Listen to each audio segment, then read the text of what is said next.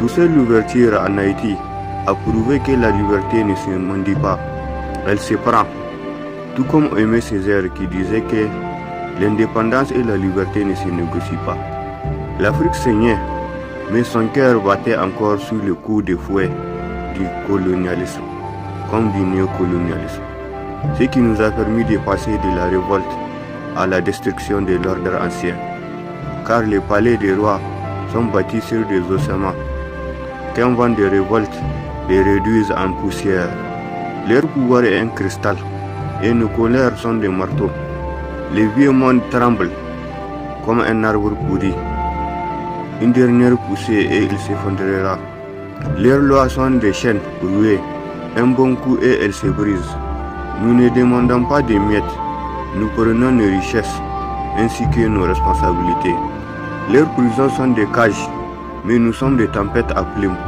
Chaque révolution est un coup de balai, et l'histoire aime les ménages. Leur argent n'est que papier. Nos vies sont encre et feu.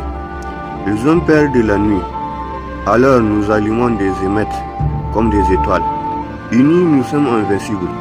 Divisés, nous périssons, disait Kwame Nkrumah. Même si selon Marcus Garvey, un peuple qui ne connaît pas son histoire est comme un arbre sans racines. Son Universal Negro Improvement Association, INIA, a allumé la mèche de la fierté noire. Selon Web Dubois, les problèmes du XXe siècle et les problèmes de la ligne de couleur. Selon George Padmore, l'Afrique doit être libre ou le monde ne connaîtra jamais la paix. Après tout, nous pensons que c'est les voleurs qui crient aux voleurs quand ils ont dit que nous étions des sauvages.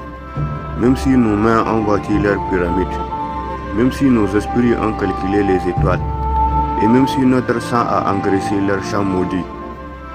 Un tableau sombre qui nous a fait passer de l'indépendance au rêve d'un idéal piétiné par des moutons.